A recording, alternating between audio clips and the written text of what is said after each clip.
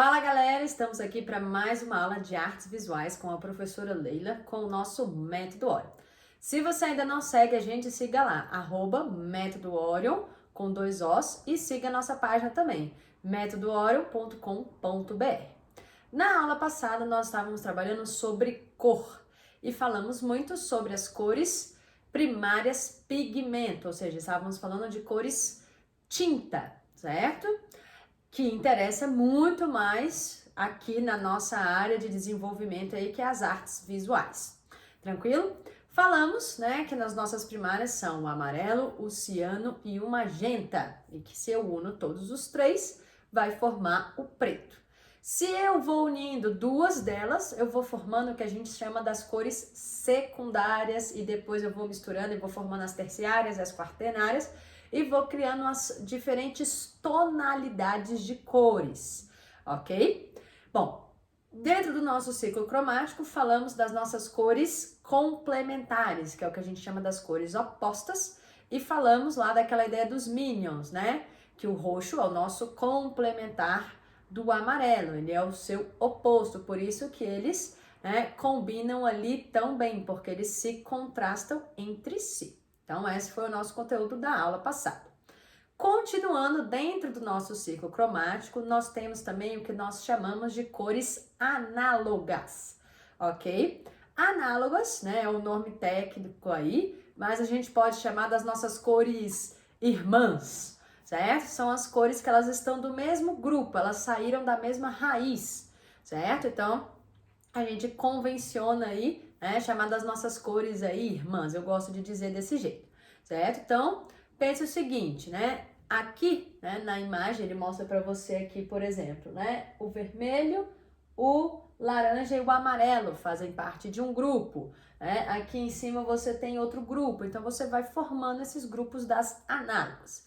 Essa primeira sequência, né, que a gente vai ter aí de formação, a gente vai chamar das minhas cores frias, certo? Que a gente comumente diz que é o azul, né, o verde e o roxo, ok? São as três cores aí, né? E você tem essas tonalidades também, que a gente vai falar mais pra frente.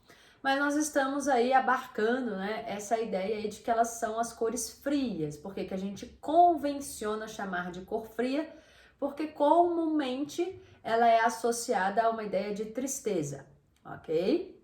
Pode ser associada, por exemplo, ao mar, né? Mas você tem essa associação aí mais comum para essas cores, tá bom? Vincula-se um pouco à natureza, mas também você tem essa vinculação mais forte para uma ideia de tristeza, tá bom?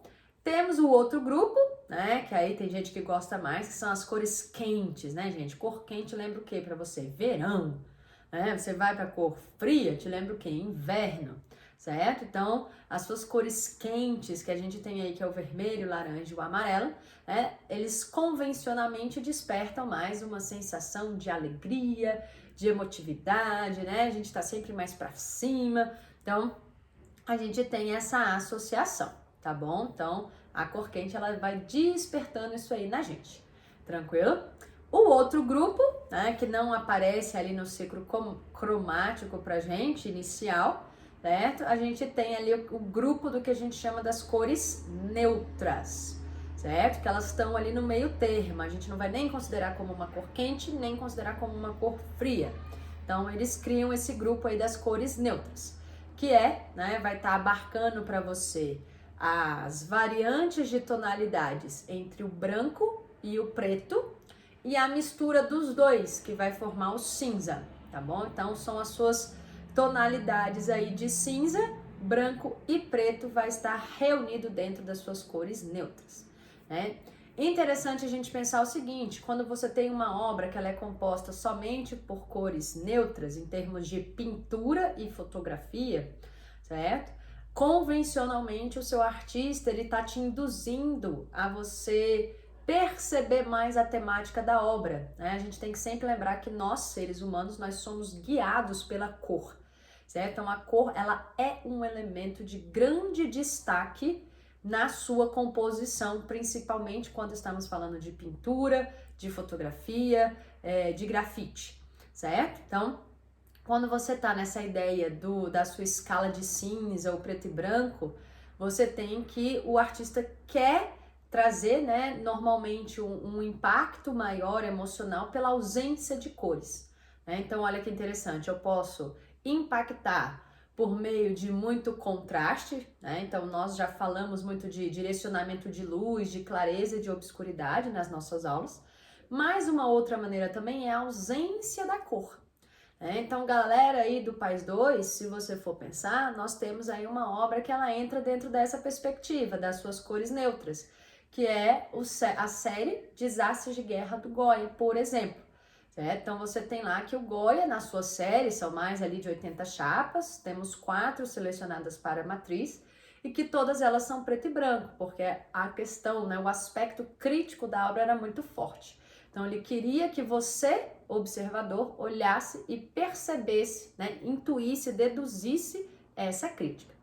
Quando você vai já para as cores neutras em termos de escultura, isso já varia, porque depende do material, né? Então, se você pega as esculturas gregas, então você tem Discóbolo, que você está trabalhando com mármore, então o mármore ele é branco. Então, era uma questão muito mais voltada para uma ideia de um padrão de beleza daquela época, certo? O mesmo vai, né, por exemplo, aí para o Rapto de Proserpina também no Pais 2 e para o Meteoros no Pais 3, que a gente tem escultura aí nas 3 etapas. Então, a escolha ali do branco, ela vem muito mais pelo material e os aspectos que o material são relevantes, né? Na Grécia, você tem a beleza, lá no Barroco, com o seu Rapto de Perséfone, né? Você tem que era o material mais nobre, e aqui no Brasil, com Meteoros, você vem para trazer esse peso, né, desse valor que você tem estético para o mármore, né? Então, você tem aí objetivos diferentes. Então, quando a gente fala dessa escolha de cores neutras, frias, quentes, sempre pense em vincular a sua pintura. Galera do terceiro ano que provavelmente vai fazer o Enem, fica ligado porque prova do Enem não tem cor. Então, isso às vezes pode dificultar um pouquinho na resolução lá do item para você, certo? Então, a tendência para você numa prova do Enem, eles não se preocuparem tanto com ideia de cor para você nas questões. Já no PAS, você tem uma tendência maior, salvo a exceção da nossa prova do ano passado, né? Então, galera que está no PAS 2 e no PAS 3, que fez a sua prova do ano passado, percebeu que a prova veio bem diferente porque ela não veio colorida. Então, nós não sabemos como ela virá esse ano aí para nós, né? Então, como a gente não sabe que o padrão, o tradicional, é a sua prova vir com cor, temos que entender muito bem essa ideia e essa noção das cores, certo? Bom, espero que vocês tenham gostado. Nós ainda não terminamos, tá? O nosso bloco de cor.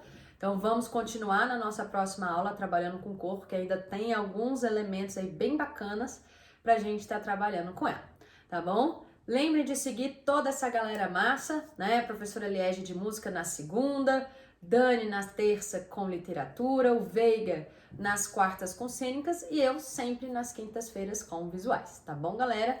Beijos, grande pra vocês, se cuidem, ainda estamos em quarentena, tá bom? E fiquem ligados, tá bom? Beijo, beijo, tchau, tchau pra vocês, viu?